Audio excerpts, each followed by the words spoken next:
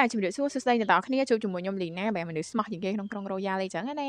អូខេអញ្ចឹងមុននឹងខ្ញុំប្រាប់ថាខ្ញុំនឹងមកធ្វើវីដេអូពីអីគ្នាយើងដែលអត់បាន subscribe channel YouTube របស់ខ្ញុំកុំភ្លេចជួយ subscribe ម្នាក់មួយអ្នកអត់បាន follow TikTok កុំភ្លេចជួយ follow ម្នាក់មួយទុកជាកម្លាំងចិត្តឲ្យខ្ញុំផងអូខេអញ្ចឹងថ្ងៃនេះខ្ញុំមកបង្ហាញគ្នាយើងតាក់ទងនឹងកន្លែងលក់ម៉ូតូឡានចោលអីចឹងឧទាហរណ៍ថាឥឡូវខ្ញុំទិញម៉ូតូកូនទានេះខុសហើយអញ្ចឹងក្នុង system ក្រុងយើងកំណត់ត្រឹមដាក់ក្នុងខ្លួនយើងបាន2គ្រឿងអាចឡានក៏បានម៉ូតូទាំងពីរក៏បានឡានទាំងពីរក៏បានអញ្ចឹងដោយសារខ្ញុំទិញ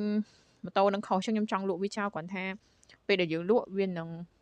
បានលុយតិចជាងពេលយើងទិញឧទាហរណ៍ម៉ូតូកូនទាហ្នឹងខ្ញុំទិញ5000ចុះអញ្ចឹងដើម្បីរកទីតាំងកន្លែងយើងយកវាទៅលក់ចោលបានយើងចូលទៅក្នុងទូរស័ព្ទដៃរបស់យើងមកយើងចូលសាច់ដុំ N ពេលចូលសាច់ដុំ N ហើយបន្ទាប់មកយើងចូលកន្លែងរូបនៅនេះយើងចូលទូរស័ព្ទពេលយើងចូលទូរស័ព្ទនៅគ្នាចូលកន្លែង GPS របស់យើងមកយកឲ្យលើគេ public location មក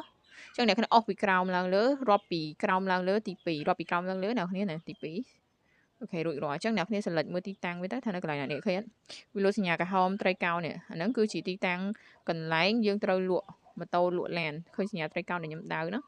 អូខេអញ្ចឹងនេះជាទីតាំងឃើញសញ្ញាក្រហមលើ map អញ្ចឹងអ្នកគ្នាជិះចូលមកនេះសញ្ញាក្រហមដែលហ្នឹងមកនេះបាច់ឃើញវាមានសាច់ដុំវាយមួយអ្នកនេះចង់លក់វាយើងគ្រាន់តែចុចសាច់ដុំវាយទៅនេះវាស៊ីលឲ្យយើងបានតែ1200ឯទាំងតម្លៃ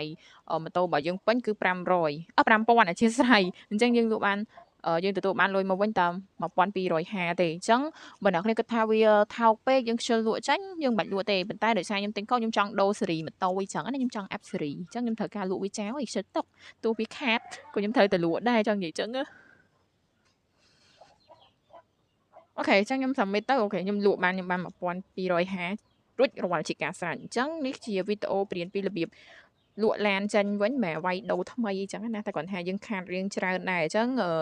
សម្រាប់គ្នាយើងចង់លក់ដូចថាពេញខ្លួនពីរអញ្ចឹងយើងចង់លក់យើងមកលក់កន្លែងហ្នឹងឲ្យឆែក map តាមហ្នឹងទៅអញ្ចឹងវីដេអូរបស់ខ្ញុំគឺមានតែប៉ុណ្្នឹងទេជួយពរគ្នាយើងសំណាងល្អសុខភាពល្អណាស់បាយស្លាញ់អ្នកគ្នាពេញ